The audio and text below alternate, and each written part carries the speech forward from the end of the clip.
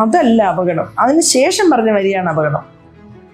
അതായത് ഇതിനെ എല്ലാം കണക്റ്റഡ് ആയിട്ട് വായിക്കണം. അമ്പലത്തിൽ നിന്നും പൈസ കിട്ടുന്നു എതിർക്കുന്നു, എതിർത്തതിന്റെ പിറ്റേ ദിവസം ഒരു നടി ഫോൺ വിളിച്ചിട്ട് അൻസിബ എടുത്ത് എന്തിനാ അങ്ങനെ എതിർത്തതെന്ന് ചോദിക്കുന്നു.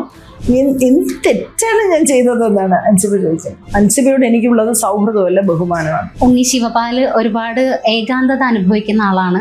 അദ്ദേഹത്തെ സന്തോഷിപ്പിക്കാൻ പറ്റിയില്ലെങ്കിൽ എനിക്ക് നിനക്കെതിരെ ആക്ഷൻ എടുക്കേണ്ടി വരും. അടുത്ത ജനറൽ ബോഡി നമുക്ക് ബാങ്കോക്ക് വെച്ച് നടത്താം. എല്ലാവരെയും അവിടെ കൊണ്ടുപോകും, തായ്ലാൻഡിൽ കൊണ്ടുപോകും. 50 ലക്ഷം രൂപ അതിന് പുറമെ അമ്മയ്ക്ക് കിട്ടും. വലിയ സൈബർ അറ്റാക്കും വരുന്നത് ഞാൻ പ്രതീക്ഷിക്കുകയാണ്. കാരണം ഇന്നലെ ശ്വേത സംസാരിച്ചുകൊണ്ടിരുന്നപ്പോൾ ഞാൻ ചെന്ന് വിമൻ കാർഡ് ഇറക്കാൻ ഒക്കില്ല ശ്വേത, ചോദിക്കുന്നതിന് ഉത്തരം പറയൂന്ന് ഞാൻ പറഞ്ഞു. അപ്പൊ അത് ഞാൻ കുറ്റാരോപിതരുടെ കൂടെ കയറി എനിക്ക് ഗൂഢാലോചന ഉണ്ട്, ഉദ്ദേശം ഉണ്ടെന്ന് പറഞ്ഞ് എനിക്ക് വരാനിരിക്കുന്നത് എനിക്ക് കാണാം. പിന്നെ മല്ലിക ചേച്ചിയോട് എല്ലാ വിഷയവും സംസാരിക്കും. കാരണം ഈ പിന്നെ അതുല്യയുടെ വിഷയമായിട്ട് കുക്കുവിന്റെ വിഷയമാണെങ്കിൽ എല്ലാം ചോദിക്കുക, ചേച്ചിയോട് സംസാരിക്കാറുണ്ട് ഞാൻ. എന്താ ചേച്ചി? അപ്പൊ ചേച്ചി എന്നെയും വിളിക്കും, ആരെ കിട്ടിയായിരുന്നോ ഒരു ഓഡിയോ നോട്ട്? എനിക്ക് കിട്ടിയതൊക്കെ ഞങ്ങൾ അങ്ങോട്ട് സംസാരിക്കുന്നു. അപ്പൊ ഇത് ഈ ലക്ഷ്മിപ്രിയയുടെ വിഷയത്തിൽ ഒരു ആക്ഷൻ ഉണ്ടാവാത്തത് എല്ലാ അംഗങ്ങൾക്കും വലിയ അവമതിപ്പായിരുന്നു. അമ്മ അറിയാം, രാജുവിന്റെ ഡെലിവറി എടുത്ത എൻ്റെ അമ്മ പൃഥ്വിരാജിന്. അപ്പൊ അത്രയും ബന്ധമുണ്ട് ഞങ്ങളുടെ. അതുകൊണ്ട് എൻ്റെ അമ്മ പറയുന്ന പോലെയുള്ള എനിക്ക് മല്ലിക ചേച്ചി എന്തെങ്കിലും പറഞ്ഞു. കുക്കു പരമേശ്വരൻ ലൂസ് ടോക്കർ വിളിച്ചെന്നാണ് ചേച്ചിയോട് ആരോ പറഞ്ഞു കൊടുത്തിരിക്കുന്നത്. അത് ജോയ് മാത്യു ആണെന്ന് ശ്വേത എന്നോട് പറഞ്ഞു. അപ്പം ആൾക്കാർ ചോദിച്ചു, നിങ്ങൾ ബാബുരാജിന് നോട്ടീസ് കൊടുത്തോ കണക്ക് കൊണ്ടുവരണോന്ന്? ഇല്ല. അപ്പൊ പിന്നെ കുറ്റം പറയാൻ പറ്റത്തില്ലല്ലോ. പിന്നെ എങ്ങനെയാണ് കണക്ക് കാണിക്കേണ്ടത്? ആ ഒരു സമയത്ത് മാർട്ടിൻ മേനാശ്ശേരി എന്ന് പറയുന്ന ഒരാളുടെ ഒരു രംഗപ്രവേശം. മാർട്ടിൻ മേനാശ്ശേരി ഞാനല്ലേ ഏറ്റവും കൂടുതൽ ഇതിനു വേണ്ടി ഫൈറ്റ് ചെയ്തത്. ചാനലിൽ പോയി ഞാൻ MA നിഷാദൊക്കെ ഭയങ്കരമായിട്ട് ബഹളം ഉണ്ടാക്കി ചാനലിൽ പോയി. ഞാൻ കണ്ടിരുന്നു അത്. ആ സമയത്ത് ബാബുരാജ് ഇറക്കിയ ആള് എന്നുള്ള രീതിയിലൊക്കെ ചില തോന്നുന്നു.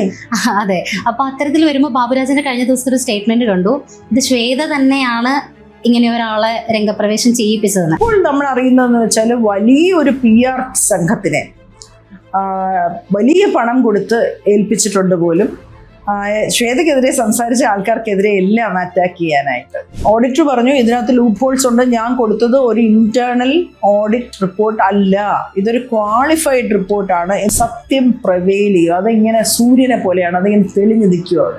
അൻസിബയാണ് ഇപ്പോ അമ്മയുടെ ഒരു സത്യമായിട്ട് നമുക്ക് മുന്നിൽ നിൽക്കുന്നത്. ഈ ജെമ്മാണ് കുട്ടി.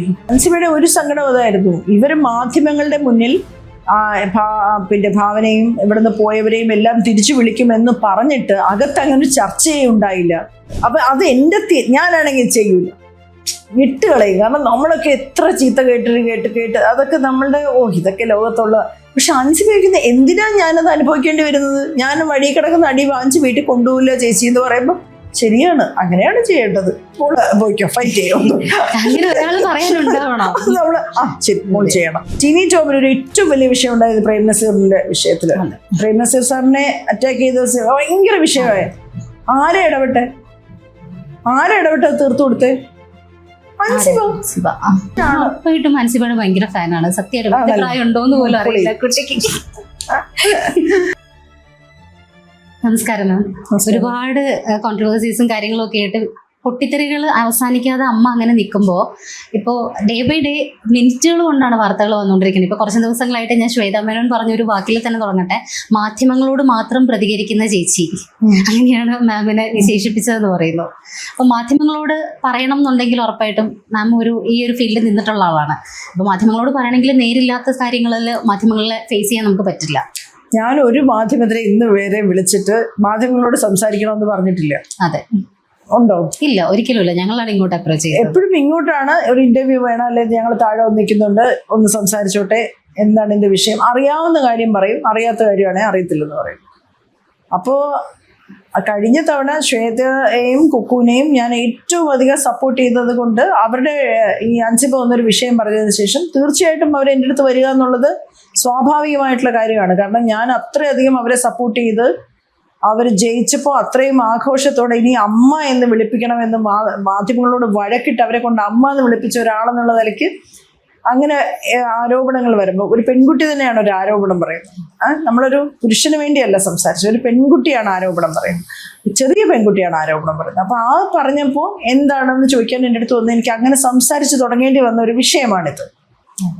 പക്ഷെ മാധ്യമങ്ങളോട് പറയണം എന്നുണ്ടെങ്കിലും നമുക്ക് നമ്മുടെ ഭാഗത്ത് നേരില്ലാണ്ട് നമുക്കൊരു സ്റ്റാൻഡ് ഇല്ലാണ്ട് മാധ്യമങ്ങൾ ഒരാൾക്ക് ഫേസ് ചെയ്യാൻ പറ്റുന്നത് കുറച്ച് ബുദ്ധിമുട്ടാണല്ലോ. ആരും മാധ്യമങ്ങളുമായിട്ട് ബന്ധം എന്ന് തുടങ്ങിയാണ് 95 തൊട്ട് മാധ്യമങ്ങളിൽ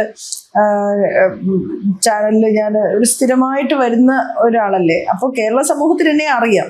അപ്പൊ ഇന്നത്തെ ഈ ന്യൂജൻ ആൾക്കാർക്ക് കുട്ടികൾക്ക് അറിഞ്ഞൂടാ. പക്ഷെ മാധ്യമങ്ങളിൽ പൊതുവേ ഞാൻ എങ്ങനെയുള്ള നിലപാടെടുക്കും, എന്തു ചെയ്യും എന്നൊക്കെ വളരെ ട്രാൻസ്പെറന്റ് ആയിട്ട് തന്നെ അറിയാം.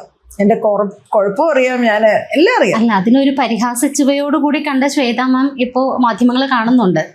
ആ മാധ്യമങ്ങളെ പരിഹാസിച്ച ഇന്നലെ ശ്വേത പറഞ്ഞത്, ചേച്ചി മാധ്യമങ്ങളോട് സംസാരിച്ചാൽ മതി, ഇവിടെ സംസാരിക്കേണ്ടതാണ്. മാധ്യമങ്ങളോട് മാത്രം സംസാരിച്ചാൽ മതി, ഇവിടെ സംസാരിക്കേണ്ട. അമ്മയുടെ അവിടെ മാത്രമല്ലേ സംസാരിക്കാറുള്ളൂ എന്നാണ് ചേച്ചി എന്നോട് ശ്വേത. ചേച്ചി അവിടെയല്ലേ സംസാരിക്കും, മാധ്യമങ്ങളോട് തന്നെ സംസാരിച്ചാൽ മതി. അപ്പം ഞാൻ അമ്മ സംഘടനയിൽ പറഞ്ഞത്, മാധ്യമങ്ങളോട് സംസാരിക്കുക അല്ലെ, അത് കേരള സമൂഹത്തിനോട് സംസാരിക്കുന്ന പോലെയാണ്. കേരള സമൂഹത്തിനോട് സംസാരിക്കാൻ പറ്റില്ല എന്ന് പറയുന്ന ഒരു കാര്യത്തിനും എനിക്ക് യോജിപ്പില്ല. നിങ്ങൾ എന്നെ പുറത്താക്കിക്കും, ഞാൻ തുടർന്നും സംസാരിക്കും. എനിക്കറിയാവുന്ന വിഷയം എന്നോട് ചോദിച്ചാൽ ഞാൻ സത്യസന്ധമായി സംസാരിക്കും എന്ന് ഞാൻ പറഞ്ഞിട്ടാണ്. ഉറപ്പായിട്ടും ഇവിടെ അൻസിബയുടെ വിഷയം ഇപ്പം അമ്മയിലെ പൊട്ടിത്തെറികൾ ഇന്നും ഇന്നലെയും തുടങ്ങിയതല്ല എന്നുള്ളത് നമുക്കറിയാം. പക്ഷെ അമ്മ എന്ന് പറയുന്നതിന് പേര് മാറ്റി അമ്മായിയമ്മ ആക്കണം എന്നുള്ള രീതിയിൽ വരെ ഇപ്പോൾ സൈബർ മീഡിയ പറഞ്ഞുകൊണ്ടിരിക്കുന്ന ഒരു സമയത്ത് നമുക്കതിൽ തെറ്റ് പറയാൻ പറ്റില്ല. അത്തരം വിഴുപ്പലക്കലുകൾ നടന്നുകൊണ്ടിരിക്കുന്നുണ്ട് അതിനകത്ത്. അതായത് നമ്മൾ ഈ മീറ്റിംഗിൽ ചെന്നതിന് ശേഷം ഇന്നലെ അൻസിബ അവതരിപ്പിച്ച ഒരു പ്രസംഗത്തിൽ അൻസിബ പറയുന്ന, ആദ്യ മീറ്റിംഗ് മുതൽ അൻസിബയെ വളരെയധികം ടാർഗറ്റ് ചെയ്ത് ടാർണിഷ് ചെയ്യാൻ വേണ്ടിയുള്ള ഒരു സംഭവങ്ങൾ നടന്നിരുന്നു എന്ന്. അതായത് ആ കുട്ടിയെ ജോയിന്റ് സെക്രട്ടറി ആയിട്ട് അതിലൊരു ക്യാബിൻ ഉണ്ടായിരുന്നു, അതിൽ നിന്ന് അതിനെ മാറ്റി.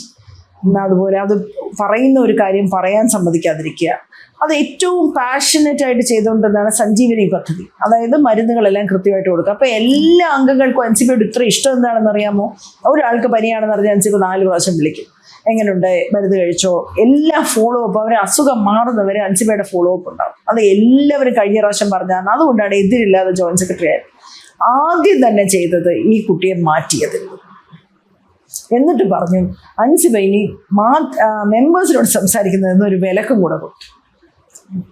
അത് അൻസിബയെ ഭയങ്കരമായിട്ട് ഹേർട്ട് ചെയ്തു എന്നാണ് അൻസിബ ഇന്നലെ അവിടെ അവതരിപ്പിച്ചത്. കാരണം എന്താ വെച്ചാൽ, എന്ത് തെറ്റാണ് ഞാൻ ചെയ്തതെന്നാണ് അൻസിബ ചോദിച്ചത്.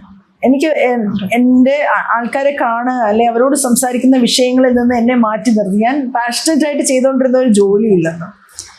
ഉറപ്പായിട്ടും ആ അൻസിബ എന്ന് പറയുന്ന ഒരു വ്യക്തിത്വം ഒരുപാട് നമ്മളൊരു പ്യുവർ ജം പോലെ നമുക്ക് തോന്നി. ശരിക്കും ക്രിസ്റ്റൽ ക്ലിയർ ആണ് അവരുടെ ഓരോ വാചകങ്ങളും. അവർ പറയുന്ന സ്റ്റേറ്റ്മെന്റ്സ് മാത്രമാണ്, അനാവശ്യ വാക്കുകളൊന്നും തന്നെ വന്നിട്ടില്ല.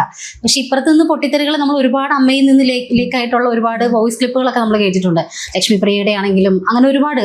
പക്ഷെ അതിൽ നിന്നൊക്കെ വ്യത്യസ്തമായിട്ടൊരു പ്രായത്തിനപ്പുറം പക്വത കാണിച്ചുകൊണ്ടുള്ള ഒരു കൃത്യമായിട്ടൊരു നിലപാടാണ് അൻസിബയോട് എനിക്കുള്ളത്. സൗഹൃദമല്ല, ബഹുമാനമാണ്. മാം കഴിഞ്ഞ ദിവസം പറയുന്നത് കേട്ടു, ഒരു മന്ത്രി ആവേണ്ട അല്ലെങ്കിൽ നേതൃനിരയിലേക്ക് വരേണ്ട ഒരു വ്യക്തിത്വമാണ്. നമ്മള് രമേശ് പിഷാരടി ഇന്ന് MLA ആയപ്പോ നമ്മൾ അഭിമാനിക്കുന്നില്ലേ? അതേപോലെ ഒരു പെൺകുട്ടിയെ നമ്മൾ കാണുകയാണ്, അങ്ങനെയൊക്കെ ചെയ്യാൻ കഴിവുള്ള ഒരു കാണുകയാണ് നമ്മളൊരു കുട്ടിയെ. ഉറപ്പായിട്ടും ഇപ്പൊ അൻസിബ ശബ്ദം ഉയർത്തിയത് നല്ല കാര്യം തന്നെ. പക്ഷെ അൻസിബ ചൂണ്ടിക്കാണിച്ച് ഇപ്പൊ മാം പറഞ്ഞതുപോലെ ഒരു 20 മിനിറ്റ് സംസാരത്തിൽ അൻസിബയ്ക്ക് മുമ്പിൽ ചോദ്യത്തിന് ഉത്തരമില്ലാതെ നിൽക്കേണ്ടി വന്നു ശ്വേതാ മേനോൻ ഉൾപ്പെടെയുള്ളവർക്കെന്ന് പറഞ്ഞു. അപ്പൊ ഈ കാര്യങ്ങൾ ബാക്കിയും അമ്മയിൽ ഇത്രയും മെമ്പേഴ്സ് ഇല്ലേ, ഇവരാരും ഇതിനു മുന്നേ ഇപ്പൊ ഉൾപ്പെടെയുള്ളവര് ഇതിനു മുന്നേ ചൂണ്ടിക്കാണിച്ചിട്ടില്ല. അല്ല, ചൂണ്ടിക്കാണിച്ചത് കൊണ്ട് അതുകൊണ്ടാണല്ലോ റിപ്പോർട്ടും കണക്കും അംഗീകരിക്കാത്തത്. കണക്ക് കൊണ്ട് കൊടുത്ത കണക്ക് തെറ്റാണെന്ന് അൻസിബ അവിടെ സമർത്ഥിച്ചു. അതിന് ശരിവെക്കുന്ന പോലെ ഓഡിറ്റർ സംസാരിച്ചു. ഓഡിറ്റർ പറഞ്ഞു, ഇതിനകത്ത് ലൂപ്പ് ഹോൾസ് ഉണ്ട്, ഞാൻ കൊടുത്തത് ഒരു ഇന്റേണൽ ഓഡിറ്റ് റിപ്പോർട്ട് അല്ല, ഇതൊരു ക്വാളിഫൈഡ് റിപ്പോർട്ടാണ്. എന്ന് വെച്ചാൽ ഇതിനകത്ത് പഴുതുകളുണ്ട് എന്നെഴുതിയ ക്വറികൾ എഴുതിയ ഒരു റിപ്പോർട്ട് കൊടുത്തതിന് ശേഷം ഇതാണ് ഇന്റേണൽ റിപ്പോർട്ട് എന്ന് പറഞ്ഞ് അവിടെ വന്ന് അമ്മയുടെ അംഗങ്ങളുടെ മുമ്പിൽ പ്രസന്റ് ചെയ്യാനും, ഇതിനു മുമ്പ് ഉള്ള പലതിലും ചെറിയ പിഴവുകളൊക്കെ ഉണ്ടായിരുന്നു, അതുകൊണ്ട് ഇതും അംഗീകരിക്കണമെന്ന് വാശി പിടിക്കാനും കാണിക്കുന്നത് ആ ധൈര്യം നമുക്ക് അത്ഭുതപ്പെടുത്തുന്നതാണ്. ഉറപ്പായിട്ടും നമ്മൾ സ്ത്രീ കാർഡ് ഇറക്കാൻ ഒക്കില്ല. അവിടെ ഞാനൊരു പെണ്ണായോണ്ട് നിങ്ങളിത് അംഗീകരിച്ച് തരണമെന്ന് പറയാൻ പറ്റില്ല. നമ്മളൊരു കാര്യം ചെയ്യുമ്പോൾ കൃത്യമായി ചെയ്യണം. അവിടെ ആണും പെണ്ണുമില്ല. ഒരു അവകാശം നേടിയെടുക്കാനായി അല്ലെങ്കിൽ നമുക്കൊരു പൊസിഷനിൽ സ്ത്രീ വരുന്നു അല്ലെങ്കിൽ അതിനു വേണ്ടി നമുക്ക് പറയാം. പക്ഷെ ഒരു ജോലി ചെയ്യാതിരുന്നിട്ട്, ഉദാഹരണത്തിന് നമ്മൾ ഒരു മെഡിക്കൽ ഡോക്ടറാണ്, ഒരു കാർഡിയോളജിസ്റ്റാണ്, നമ്മളൊരു ഓപ്പറേഷൻ ചെയ്തു, അവരങ്ങ് മരിച്ചുപോയി, ഞാനൊരു പെണ്ണായോണ്ട് നിങ്ങൾ ചോദ്യം ചെയ്യാൻ പാടില്ല എന്ന് പറയാൻ പറ്റുമോ? ഒരിക്കലും ഇല്ല. പറ്റില്ല, ഒരിക്കലുമില്ല. അവിടെ സ്ത്രീ സമത്വം എന്ന് നമ്മൾ പറയുന്നത് തന്നെ അവർക്കൊപ്പം വേണം എന്ന് വാദിക്കുന്നവരല്ലേ. അല്ല, ഒപ്പം നല്ല നമുക്ക് കിട്ടേണ്ട അവകാശങ്ങൾ നമ്മൾ നേടിയെടുക്കുക, ചെയ്യേണ്ട ജോലി ചെയ്യാതിരിക്കാനല്ല. ഒരു പിഴവ് സംഭവിക്കുമ്പോൾ സ്ത്രീ എന്ന് പറയുന്ന പരിഗണന വേണം എന്ന് പറയുന്നത്. അപ്പൊ ഇന്നലെ എന്നെ ഒരു പക്ഷേ വല്ലാതെ അറ്റാക്കും, വലിയ സൈബർ അറ്റാക്കും വരുന്നത് ഞാൻ പ്രതീക്ഷിക്കുകയാണ്. കാരണം ഇന്നലെ ശ്വേത സംസാരിച്ചുകൊണ്ടിരുന്നപ്പോൾ ഞാൻ ചെന്ന് വിമൻ കാർഡ് ഇറക്കാൻ ഒക്കില്ല ശ്വേത, ചോദിക്കുന്നതിന് ഉത്തരം പറയൂന്ന് ഞാൻ പറഞ്ഞു. അപ്പൊ അത് ഞാൻ കുറ്റാരോപിതരുടെ കൂടെ കയറി എനിക്ക് ഗൂഢാലോചനയുണ്ട്, ഉദ്ദേശം ഉണ്ടെന്ന് പറഞ്ഞ് എനിക്ക് വരാനിരിക്കുന്നത് എനിക്ക് കാണാം. വലിയ രീതിയിലുള്ള അറ്റാക്ക് എനിക്ക് വരാനിരിക്കുന്നത് എനിക്ക് കാണാം. ഇതിനു മുമ്പും അമ്മ സിനിമയിലെ ആൾക്കാരിൽ നിന്നും പ്രശ്നങ്ങൾ ഉണ്ടായപ്പോൾ ഞാനിത് നേരിട്ടിട്ടുണ്ട്. ഇപ്പോഴും എനിക്കും എൻ്റെ കുടുംബാംഗങ്ങൾക്കും നേരെ വരുന്നത് എനിക്ക് കാണാൻ കഴിയും. പക്ഷേ എങ്കിലും ഞാൻ പറയുകയാണ്, ചെയ്യേണ്ട കാര്യങ്ങൾ ചെയ്തിട്ടല്ലാതെ ന്യായം പറയരുത്. ഉറപ്പായിട്ടും അത് ന്യായമില്ലാത്തത് കൊണ്ട് തന്നെയാണല്ലോ ഇന്നലെ ഉത്തരം മുട്ടി ഇറങ്ങേണ്ടി വന്നത്. പക്ഷെ ഇപ്പൊ മല്ലിക സുകുമാരൻ ഒരുപാട് ബഹുമാനിക്കുന്ന ഒരു ആളാണ്.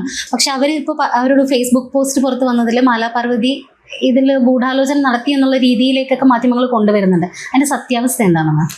അതിനകത്ത് ഒരു കാര്യം എന്ന് വെച്ചാൽ ഈ മല്ലിക ചേച്ചിയുടെ എല്ലാ വിഷയവും സംസാരിക്കും. കാരണം ഈ അതുല്യയുടെ വിഷയമായിട്ട് കുക്കുവിൻ്റെ വിഷയമാണെങ്കിൽ എല്ലാം ചോദിക്കുക, ചേച്ചിയുടെ സംസാരിക്കാറുണ്ട് ഞാൻ, എന്താ ചേച്ചി. അപ്പൊ ചേച്ചി എന്നെയും വിളിക്കും, ആളെ കിട്ടിയായിരുന്നോ ഒരു ഓഡിയോ നോട്ട്, എനിക്ക് കിട്ടിയതൊക്കെ ഞങ്ങളങ്ങോട്ട് സംസാരിക്കുന്നു. അപ്പൊ ഇത് ഈ ലക്ഷ്മിപ്രിയയുടെ വിഷയത്തിൽ ഒരു ആക്ഷൻ ഉണ്ടാവാത്തത് എല്ലാ അംഗങ്ങൾക്കും വലിയ അവമതിപ്പായിരുന്നു. അപ്പോൾ ഒരു ആക്ഷൻ ഉണ്ടാവണം, അപ്പോൾ എന്തെങ്കിലും നമ്മൾ ചെയ്യണം, ആരൊക്കെ ഒരുമിച്ച് നിൽക്കുമെന്നൊക്കെ അങ്ങോട്ടും ഇങ്ങോട്ടൊരു സംസാരം ഉണ്ടായി.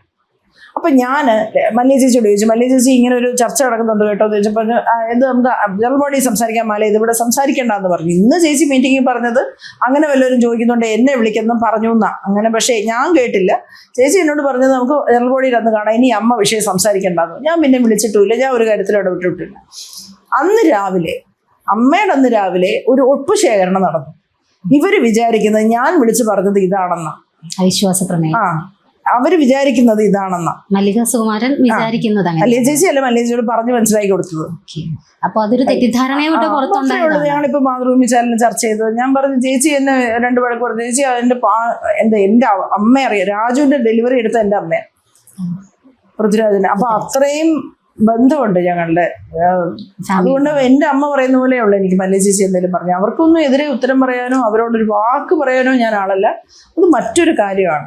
ഉറപ്പായിട്ടും ഇതിനകത്ത് കുക്കു പരമേശ്വരനൊരു പ്രസ്താവന നടത്തി എന്ന് പറഞ്ഞിട്ട് കുക്കു പരമേശ്വരൻ ലൂസ് ടോക്കർ വിളിച്ചെന്നാണ് ചേച്ചിയോട് ആരോ പറഞ്ഞു കൊടുത്തിരിക്കുന്നത്. അത് ജോയ് മാത്യു ആണെന്ന് ശ്വേത എന്നോട് പറഞ്ഞിട്ടുണ്ട്. അപ്പൊ ഈ പ്രശ്നങ്ങളൊക്കെ ഈ കമ്മ്യൂണിക്കേഷൻ ഇല്ലായ്മ എന്തോ ഒരു വൃത്തികെട്ട പരിപാടിയാണെന്ന് അറിയാമോ. ഇവിടുത്തെ അവിടെ പറയാം, അവിടെ നിന്ന് ഇവിടെ പറയും, ഇവിടെ നിന്ന് അങ്ങനെ പറയും. ആരോടും കൃത്യമായ ഒരു കാര്യമില്ല. ഒരു യൂട്യൂബർക്ക് കണ്ടന്റ് ഉണ്ടാക്കാൻ വേണ്ടി ഇവർ എക്സിക്യൂട്ടീവ് കമ്മിറ്റി കൂടുന്നതെന്ന് തന്നെ തോന്നിയിട്ടുണ്ട്. അയാൾക്ക് എല്ലാം അറിയാവുന്നത്. ബാക്കി അംഗങ്ങൾക്ക് ഒരു കത്ത് പോലും ഇതുവരെ കൊടുത്തിട്ടില്ല. ഇടവേള ചേട്ടന് അവിടെ ഇരിക്കുമ്പോൾ എല്ലാ കാര്യങ്ങൾക്കും കൃത്യമായ കത്ത്, മെസ്സേജ്, ഇമെയിൽ ഒക്കെ വരും. ഇത് അങ്ങനെ ഒരു കാര്യമില്ല. Communication zero. അംഗങ്ങളൊന്നും അറിയാൻ പാടില്ല. സുതാര്യതയില്ല. ഒരു തരം അക്കൗണ്ടബിലിറ്റി ഇല്ല. അപ്പൊ കണക്ക് ചോദിക്കുന്നത് ഒരു സ്വാഭാവികമായ കാര്യമല്ലേ. കണക്ക് കാണിക്കുക എന്ന് പറയുന്നത് ഇവരുടെ ഉത്തരവാദിത്തങ്ങളിൽ പെടുന്ന ഒരു കാര്യമാണ്. നമ്മൾ ഈ പെൻഷൻ കൊടുക്കണമെന്നൊക്കെ പറയുന്നത് പോലെ അക്കൗണ്ട്, എന്നാലേ ഫിനാൻഷ്യൽ ഇയർ അടുത്ത് കടക്കാൻ പറ്റൂ. അതുകൊണ്ട് സൈൻ ചെയ്തൊക്കെ വാങ്ങിക്കേണ്ട പ്രൊസീജിയറുണ്ട്. അപ്പോൾ അത് ആനുവൽ ജനറൽ ബോഡി അംഗീകരിച്ച് അപ്രൂവ് ചെയ്ത് ഇത് കൊണ്ടുപോയി ഒപ്പ് വാങ്ങിക്കണം. അവർ അംഗീകരിച്ചില്ലേ ഇവർ ഇറങ്ങിപ്പോണം. അത് ശ്വേതാമേനോൻ ഭരിച്ചാലും ശരി, ടിനി ടോം ഭരിച്ചാലും ശരി, ഞാൻ ഭരിച്ചാലും ശരി, അൻസിബ ഭരിച്ചാലും ശരി, ആര് ഭരിച്ചാലും ശരി, അത് പോയി അവിടെ കൊണ്ടുപോയി ഒപ്പിട്ട് കൊടുക്കണം. ശ്രീ മോഹൻലാൽ ആയാലും ശ്രീ മമ്മൂട്ടി ആയാലും ആര് ഭരിച്ചാലും അത് അവിടെ കൊണ്ട് കൊടുക്കേണ്ടതാണ്. ഇവരെ കൊണ്ട് അംഗീകരിപ്പിക്കാനുള്ള കൊടുക്കണം. അപ്പോൾ അത് ശ്വേത പറയുന്ന മുമ്പത്തെ കണക്ക് ഉണ്ണി മൂന്നിനുണ്ടായിരുന്നപ്പോൾ ഉള്ള കണക്ക് തെറ്റല്ലേ എന്നൊക്കെ ചോദിച്ചാൽ അത് അംഗീകരിച്ച് പോയ കാര്യമല്ലേ. ഇനിയിപ്പോൾ അത് പറ്റില്ല. അപ്പം ബാബുരാജിന്റെ പീരീഡിൽ കണക്ക് തെറ്റായിരുന്നു എന്ന് പറഞ്ഞിട്ട് ഇവർ തമ്മിൽ തർക്കം ഉണ്ടായി. ബാബുരാജ് അഡ്ഹോക് കമ്മിറ്റിയാ, പുള്ളി കണക്ക് കാണിക്കേണ്ട കാര്യമില്ല, ഇവരാണ് കണക്ക് കാണിക്കേണ്ടത്. അല്ലല്ല, അങ്ങനല്ല. ബാബുരാജിന്റെ പീരീഡ് അഡ്ഹോക് കമ്മിറ്റി, അതിനുശേഷം പ്രോപ്പറായിട്ട് ഇലക്ഷൻ കഴിഞ്ഞ് വരുന്ന കമ്മിറ്റിയാണ് ഇതിന്റെ കണക്ക് കാണിക്കേണ്ടത്. ഇപ്പൊ ഇവര് ബാബുരാജിന്റെ കണക്ക് കാണിച്ചില്ല, അത് അവരുടെ കണക്കാ. അപ്പം ആൾക്കാർ ചോദിച്ചു, നിങ്ങൾ ബാബുരാജിന് നോട്ടീസ് കൊടുത്തോ കണക്ക് കൊണ്ടുവരണമെന്ന്? ഇല്ല. അപ്പൊ പിന്നെ കുറ്റം പറയാൻ പറ്റത്തില്ലല്ലോ. പിന്നെ എങ്ങനെയാണ് കണക്ക് കാണിക്കേണ്ടത്? അപ്പൊ പ്രൊസീജിയേഴ്സ് ഒക്കെ തെറ്റാണ്, അതാണ് പ്രശ്നം. പ്രൊസീജിയേഴ്സ് പലരുടെയും പാവയായി മാറുന്നു. ശ്വേത അങ്ങനെ പാവയാകാൻ ഞാൻ ഇല്ല എന്നൊരു സ്റ്റേറ്റ്മെന്റ് ശ്വേത നടത്തുന്നുണ്ട്. ശ്വേത ആരുടെ പാവയായി? ശ്വേത മേനോൻ തന്നെ പറയുന്നു, പലരുടെയും പാവയാവാൻ എനിക്ക് താല്പര്യമില്ല, പാവയായി നിന്നാൽ മാത്രമേ ഇതിനകത്ത് ഭരിക്കാൻ പറ്റുള്ളൂ എന്ന് പറയുന്നു. അപ്പൊ അത് ആർക്കൊക്കെയോ എതിരെയുള്ളൊരു ഇതൊക്കെ ബാലിശമായ കാര്യം. ശ്വേത പിന്നെ ഇലക്ഷൻ നിന്നപ്പോൾ കുറേ ആൾക്കാർ പറഞ്ഞു ശ്വേത ആരുടെയോ പാവയായോണ്ടാണ് ശ്വേത ഇലക്ഷൻ നിൽക്കുന്നത്. ഇതൊക്കെ എല്ലാ കാലത്തും സ്ത്രീകൾ ഏതെങ്കിലും ഒരു ഇതിലോട്ട് വന്നാൽ അത് ആരുടെ ആളാണ്, അത് അവരുടെ ആളാണ്, ഇവരുടെ ആളാണ്, ഇങ്ങനെ ഒരു ആ ടോക്ക് നമുക്ക് സംസാരം. പക്ഷേ ആ ടോക്കിൽ അവിടെ നിൽക്കുമ്പോഴും BJP ആയിട്ടുള്ളൊരു ഡീലിന്റെ കാര്യം ഇപ്പൊ പറഞ്ഞു വരുന്നുണ്ട്. അപ്പൊ അത്തരത്തില് സംസാരങ്ങളിലേക്ക് വരുമ്പോൾ അന്നുണ്ടായ കുറെ കോൺട്രവേഴ്സീസ് മറക്കാൻ പറ്റില്ലല്ലോ നമുക്ക്. ആ ഒരു സമയത്ത് മാർട്ടിൻ മേനാശ്ശേരി എന്ന് പറയുന്ന ഒരാളുടെ ഒരു രംഗപ്രവേശം. മാർട്ടിൻ മേനാശ്ശേരി ഞാനല്ലേ ഏറ്റവും കൂടുതൽ ഇതിനു വേണ്ടി ഫൈറ്റ് ചെയ്തത്. ചാനലിൽ പോയി ഞാൻ MA നിഷാദൊക്കെ ഭയങ്കരമായിട്ട് ബഹളം ഉണ്ടാക്കി ചാനലിൽ പോയി. ഞാൻ കണ്ടിരുന്നു ഞാൻ കണ്ടിരുന്നു.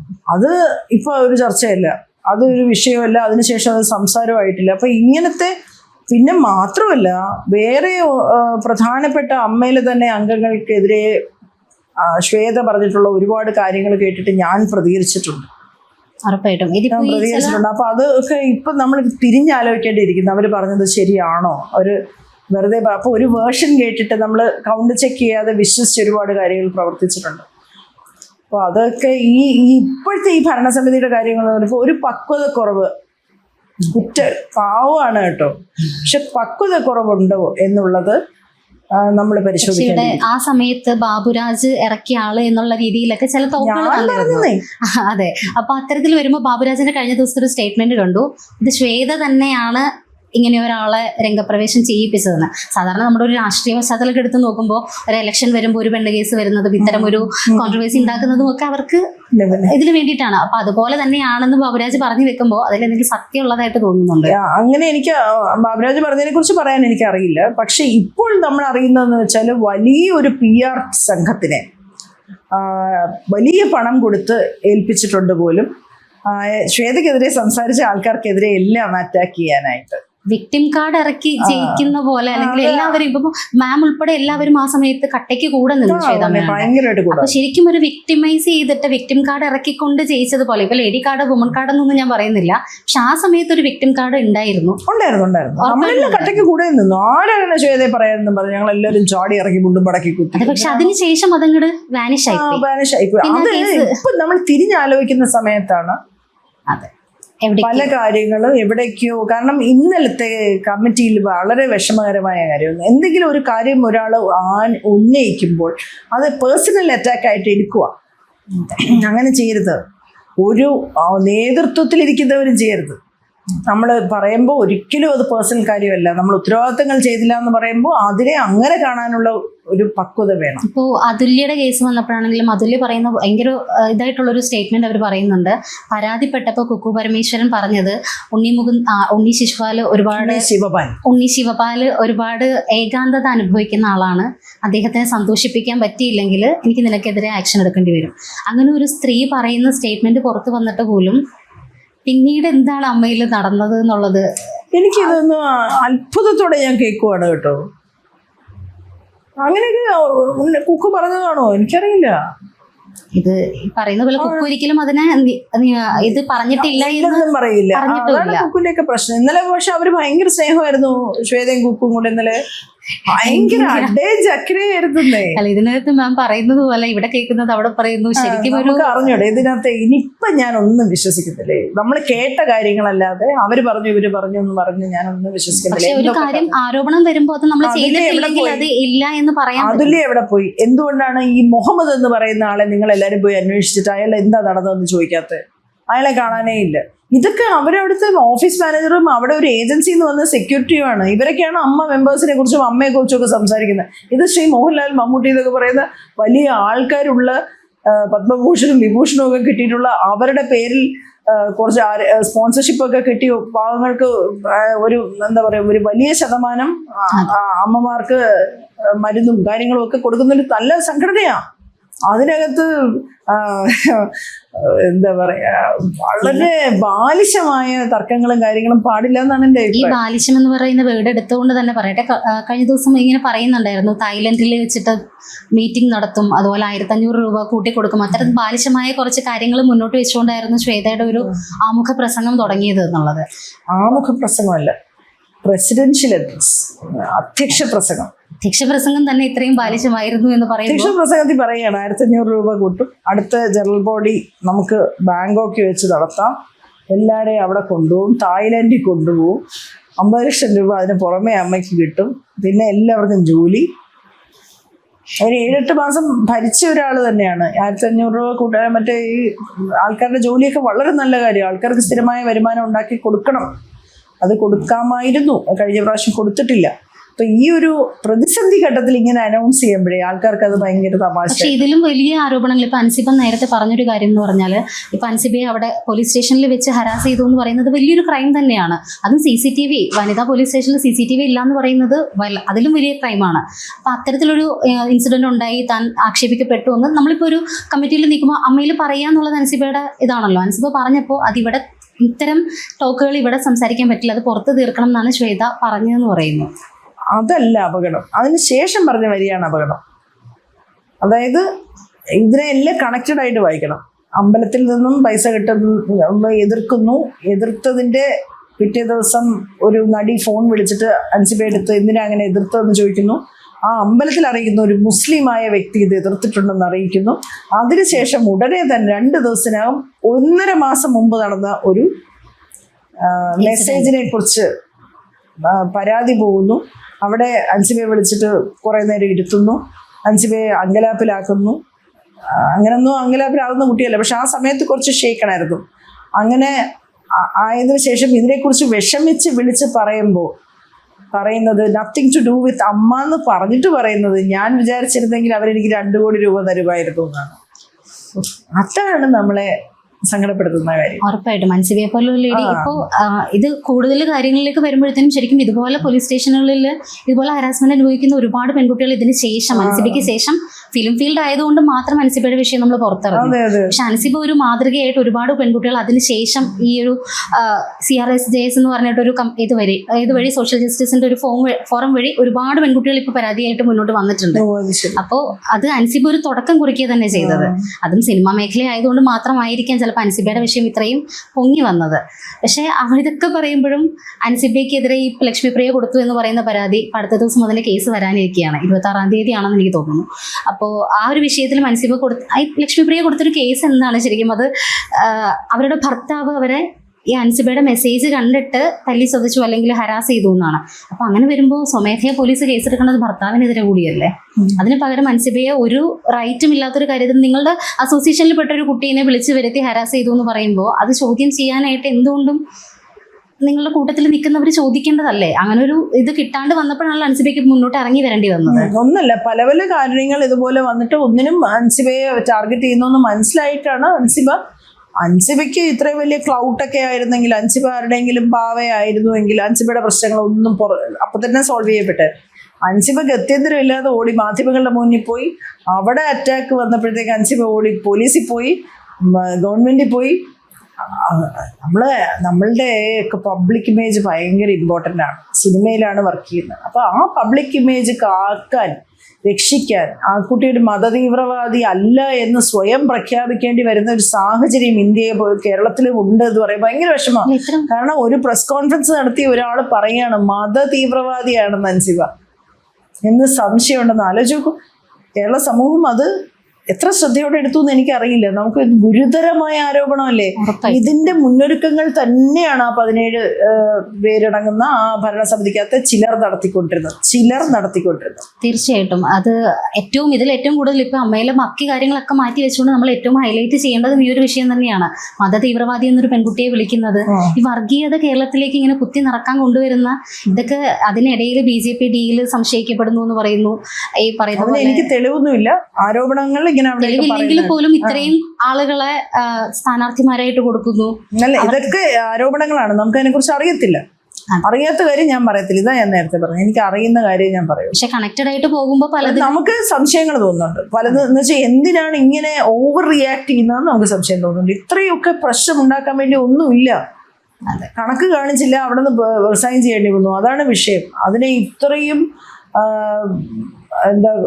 ആരോപണ വിധേയരായിട്ടുള്ള ആൾക്കാരുടെ കളിപ്പാവയല്ല, ആരോപണ വിധേയരായവർക്ക് ചെയ്യാനുള്ള കാര്യങ്ങളാണ്, അവരെ കൊണ്ടുവരാനാണ്, റബ്ബർ സ്റ്റാമ്പ് ആവാനില്ല. പിന്നെന്താ, ശ്രീ ദിലീപിനെ തിരിച്ചു കൊണ്ടുവരാൻ വേണ്ടി കളിക്കുന്ന കളിയാണെന്നൊക്കെ പറഞ്ഞിട്ട് അങ്ങനെ ഒരു ബിൽഡപ്പ്. അതെ, ഇപ്പൊ അങ്ങനെ ഒന്നും അല്ല. സോഷ്യൽ മീഡിയ മുഴുവൻ കിടക്കുന്നത് അങ്ങനെയാണ്. ദിലീപിന് വേണ്ടിയിട്ട് പ്രവർത്തിക്കുന്നു. അത്തരത്തിലാണ് ആ പരിപ്പൊന്നും അവിടെ അതൊന്നും പറയല്ലേ. അതൊന്നും എന്നെ കുറിച്ച് പറഞ്ഞാൽ ഒരു മനുഷ്യര് വിശ്വസിക്കത്തില്ല. ആ പരിപ്പ് ഇടയിലാണ് മല്ലിക സുകുമാരൻ അത് ചേച്ചി മല്ലിക ചേച്ചിയെ കുറിച്ച് ഞാൻ പറയില്ല, വർത്തമാനം പറയില്ല. ബാക്കിയുള്ളവരെ കുറിച്ച് ഞാൻ സംസാരിക്കാം. മല്ലിക ചേച്ചി നമ്മൾ ഒരു ഗുരുത്വം എന്ന് പറഞ്ഞൊരു കാര്യമുണ്ട്.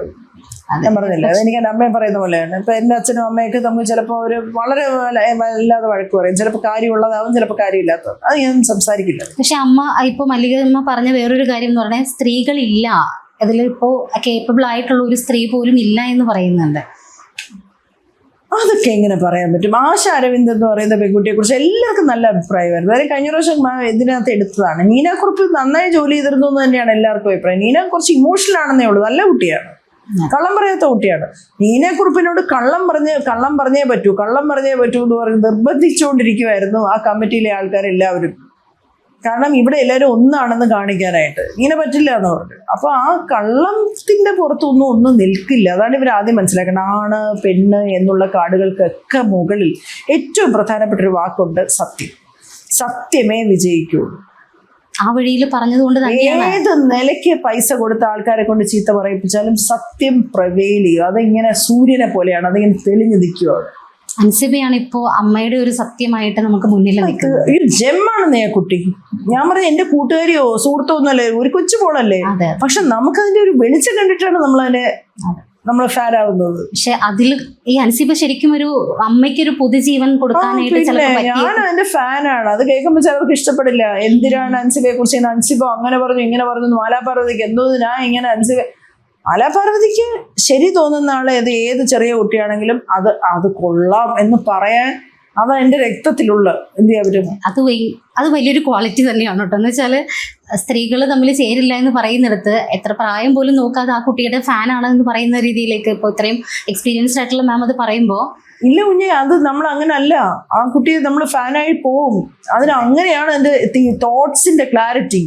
പറയുന്നതെല്ലാം ക്രിസ്റ്റൽ ക്ലിയർ ആണ്. അനാവശ്യമായിട്ടുള്ള ഒരു വാക്ക് പോലും വരുന്നില്ല. ആ കുട്ടിക്ക് 2 വർഷമായി.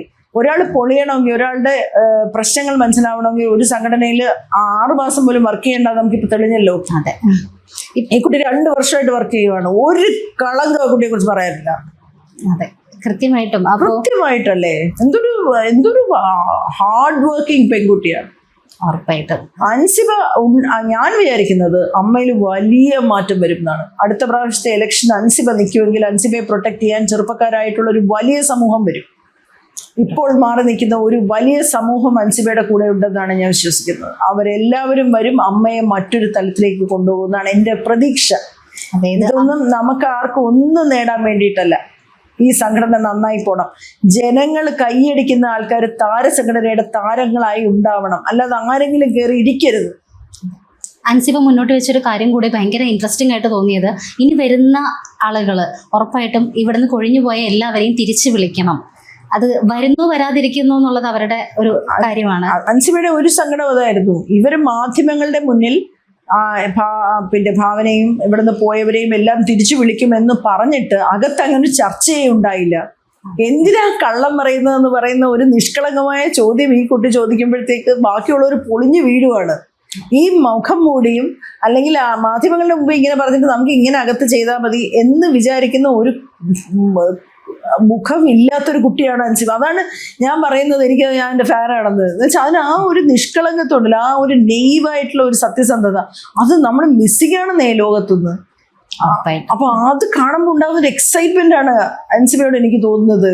ഉറപ്പായിട്ടും അൻസിബയുടെ ഈ ഒരു വിഷയം ഇവിടെ കൊണ്ട് തീരില്ല. ഉറപ്പായിട്ടും അൻസിബ ലീഗലി മൂവ് ചെയ്തിരിക്കുന്ന വിഷയത്തിലും കുറച്ച് ഓവറായിട്ടാണോ ഇതൊക്കെ ഇത്രയും നിയമപരമായി കൊണ്ടുപോകേണ്ടതുണ്ടോ എന്നൊക്കെ ഞാൻ ആലോചിക്കുന്നുണ്ട്. നീതി കിട്ടാണ്ട് അതാണ് പറഞ്ഞത്. അപ്പൊ അത് എന്റെ ഞാനാണെങ്കിൽ ചെയ്യൂല, വിട്ടുകളയും. കാരണം നമ്മളൊക്കെ എത്ര ചീത്ത കേട്ട് അതൊക്കെ നമ്മളുടെ ഇതൊക്കെ ലോകത്തുള്ള. പക്ഷെ അൻസിബ എന്തിനാ ഞാനത് അനുഭവിക്കേണ്ടി വരുന്നത്? ഞാൻ വഴി കിടക്കുന്ന അടി വാങ്ങിച്ച് വീട്ടിൽ കൊണ്ടുപോകില്ല ചേച്ചി എന്ന് പറയുമ്പോൾ ശരിയാണ്, അങ്ങനെയാണ് ചെയ്യേണ്ടത്. പോയിക്കോ, ഫൈറ്റ് ചെയ്യോ, നമ്മള് ശരി മോൾ ചെയ്യണം. അപ്പം നമുക്കിത് ഈ അടികൊള്ളൽ ഒരു ശീലമാണ്. നമ്മൾ അങ്ങനെ പദം വന്ന മനുഷ്യരാണ്. നമ്മളുടെ ഒരു തുറച്ചു നോട്ടം പോലും ഇന്ന് പെമ്പിള്ളേർ എടുത്തു പറയുന്നു. ഞങ്ങൾക്കിതൊന്നും അങ്ങനെ നോക്കിയാൽ ഞങ്ങളത് പിന്നെ വീട്ടിൽ വന്ന് പോലും പറയില്ല. കാരണം നമ്മുടെ കുറ്റമായി പറയുന്ന ഒരു കാലമാണ്. ഇതിന്റെ മറ്റൊരു സ്റ്റെപ്പാണ് അൻസിബ. തെറ്റുകൾ കണ്ടാൽ എനിക്കെതിരെ അനീതി ഉണ്ടായാൽ ഞാൻ ഫൈറ്റ് ചെയ്യും, അതിനു വേണ്ടിയാണ് നിയമം എന്ന് ആ കുട്ടി ഉറച്ചു വിശ്വസിക്കുകയാണ്. അപ്പൊ നമുക്ക് അതൊരു പുതിയ കാഴ്ചയാണ്, പുതിയ രീതിയാണ്. നമ്മൾ ആ കുട്ടിയോടൊപ്പം നിൽക്കും.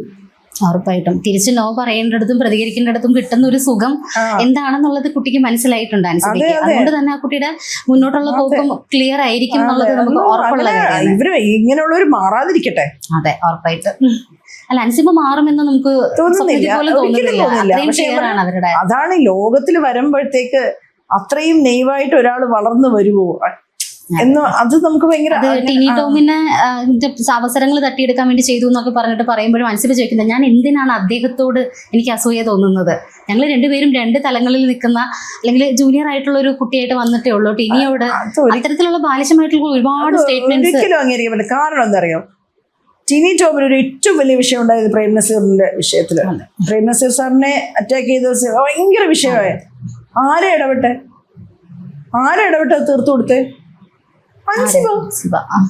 അൻസിബ പോയി പ്രേം നസീർ ഫൗണ്ടേഷനിൽ പോയി സംസാരിച്ച് തീർത്ത്, ജനൻ ടി വി കൊണ്ടുപോയി ഇന്റർവ്യൂ കൊടുത്ത് തീർത്ത്. അങ്ങനെയുള്ള അൻസിബയാണ് അസൂയ എന്ന് പറയുന്നത്. അൻസിബ ശരിക്കും ബിഗ് ബോസ് കണ്ട ഒരുപാട് പേര്, ഞാനത് കാണാറുണ്ടായിരുന്നില്ല, പക്ഷെ കണ്ട ഒരുപാട് പേര് പറയുന്നുണ്ട് ഭയങ്കര നീറ്റായിട്ട് എല്ലാ കാര്യങ്ങളും സത്യസന്ധമായിട്ട് മാത്രം ചെയ്യുന്ന ഒരു കുട്ടിയായിരുന്നു. ഞാനും ബിഗ് ബോസ് കാണാറില്ല. ഞാൻ ഈ ചില യൂട്യൂബൊക്കെ കണ്ടു ഈ അടുത്ത കാലത്ത്. എന്തോ പേരൊക്കെ എനിക്കറിയത്തില്ല, എന്തോ ലക്ഷ്മിപ്രിയ വ്ളോഗ്സോ അങ്ങനെ എന്തൊക്കെയോ കുറെ പിള്ളേരെന്തോ യൂഷ്വൽ സൈക്കോ കുറെ വ്ളോഗുകളുണ്ടല്ലോ. അപ്പൊ അവരെല്ലാം ഇങ്ങനെ പറയുന്നത് നമുക്ക് അൻസിബയെ പണ്ടേ അറിയാമല്ലോ, നമ്മൾ ബിഗ് ബോസിൽ കണ്ടിട്ടുണ്ടല്ലോ. ഞാൻ വിചാരിക്കും ബിഗ് ബോസ് കാണേണ്ട ഒരു കാര്യമായിരുന്നല്ലേ, നമ്മളൊന്നും കണ്ടില്ല. പുസ്തകം വായിക്കുന്ന സമയം, പ്രാർത്ഥിക്കുന്ന സമയമായതുകൊണ്ട് അതൊന്നും നമ്മൾ കാണാറില്ലായിരുന്നു. അതുകൊണ്ട് അതൊക്കെ മിസ്സായിപ്പോയി. അങ്ങനെയൊന്നും എനിക്കറിയത്തില്ലായിരുന്നു അൻസിബയെ. നമ്മൾ നേരത്തെ അറിഞ്ഞതിന്റെ പേരിലോ സൗഹൃദത്തിന്റെ പേരിലോ അല്ല. അൻസിബ ശരിക്കും ജോർജ് കുട്ടി വളർത്തിയ കുട്ടിയാണെന്നുള്ളതാണ് ഇപ്പോഴത്തെ ഒരു മെയിൻ കള്ളത്തരത്തിന്റെ പുറത്ത് നിൽക്കുന്ന. അങ്ങനെ അത്തരത്തിലും കുറെ കാര്യങ്ങൾ വരുന്നുണ്ട്. പക്ഷെ അൻസിബ ഹേർട്സ് ഓഫ്, നമ്മള് സമ്മതിച്ചു കൊടുത്തേ പറ്റുള്ളൂ എന്നുള്ളത്. എന്തായാലും അമ്മയിലെ പൊട്ടിത്തെറികൾ എങ്ങനെ പൊട്ടിത്തെറി. ഞാൻ ഒന്നാമത് അമ്മയിൽ അങ്ങനെ ആക്റ്റീവായിട്ടുള്ള മെമ്പർ അല്ല. ഞാൻ അവിടെ ചെന്നാൽ ഒരു മൂലയിലിരിക്കും. നിങ്ങൾ എന്നെ എത്ര പ്രോഗ്രാമുകൾ കണ്ടിട്ടുണ്ട്, എവിടെയൊക്കെ നിങ്ങൾ ക്യാമറ കൊണ്ടുപോകുന്ന. ഞാൻ ഈ ജനറൽ ബോഡിക്ക് മാത്രം വരുന്നതാണ്. ഈ കഴിഞ്ഞ ജനറൽ ബോഡി, കഴിഞ്ഞ ഇലക്ഷനിൽ ഇത് മൂന്നിനും ശ്വേതയും കുക്കുവിനെയും സപ്പോർട്ട് ചെയ്തതിൻ്റെ പേരിൽ മീഡിയയിൽ വന്നുപോയ ഒരാളാണ് ഈ വിഷയത്തിൽ. അല്ലാതെ വരാറുണ്ട്. ഇനിയും എനിക്ക് വരണമെന്ന് താല്പര്യമില്ല. കാരണം ഇനിയിപ്പോൾ അത് എൻ്റെ ഫൈറ്റ് അല്ല, എൻ്റെ വിഷയമല്ല. ഇതിനകത്ത് എനിക്കൊന്നും, this is not my fight. എൻ്റെ ലോകവും അല്ല, എൻ്റെ ജീവിതവും അല്ല. ഒരു സംഘടനയിൽ നിൽക്കാൻ എനിക്ക് ഒരു താല്പര്യമില്ല. ഞാൻ ഒരു സ്ഥാനങ്ങളും ഇഷ്ടപ്പെടുന്ന ആളല്ല. എനിക്കതൊന്നും താല്പര്യമില്ല. എൻ്റെ പ്രയോറിറ്റീസേ വേറെയാണ്. പക്ഷെ ഞാൻ ഇതിനകത്ത് നമ്മൾ പെട്ടുപോകുന്നതാണ്. കാരണം ഒരാൾ സംസാരിക്കുമ്പോൾ അതിനു വേണ്ടി ഒരാളും കൂടെ ഇറങ്ങി സംസാരിക്കാനൊന്നും ഇല്ലെന്ന് പറയുമ്പോൾ ഞാൻ തന്നെ സംസാരിക്കണം എന്ന് വിചാരിച്ചിറങ്ങുന്നതാ. അൻസിബ വിചാരിക്കുന്നത് പോലെ തന്നെ വിചാരിക്കാൻ ഒരാൾ കൂടി ഉണ്ടെങ്കിൽ മാത്രമേ ഒരാൾക്ക് ഒറ്റയ്ക്ക് മനസ്സിലാക്കുന്ന ഒരാൾ. അൻസിബയെ പോലെ വിചാരിക്കുന്ന ഒരാളാണ് ഞാനെന്നൊന്നും പറയല്ലേ. അത്ര ദൈവമൊന്നുമല്ല ഞാൻ.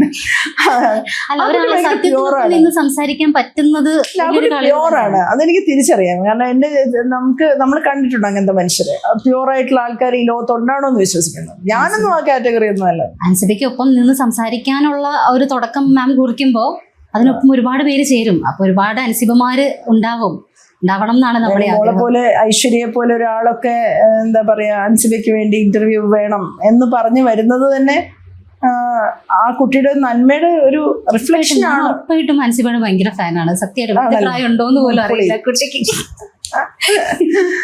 എനിക്ക് ഭയങ്കര ഇഷ്ടമാണ് ആ കുട്ടിയുടെ. ആദ്യം മുതലേ ഞാൻ അൻസിബ ഫാൻസ് അസോസിയേഷൻ നമുക്കിപ്പോ വൈൻഡപ്പ് ചെയ്യാം. ശരി, താങ്ക് യു.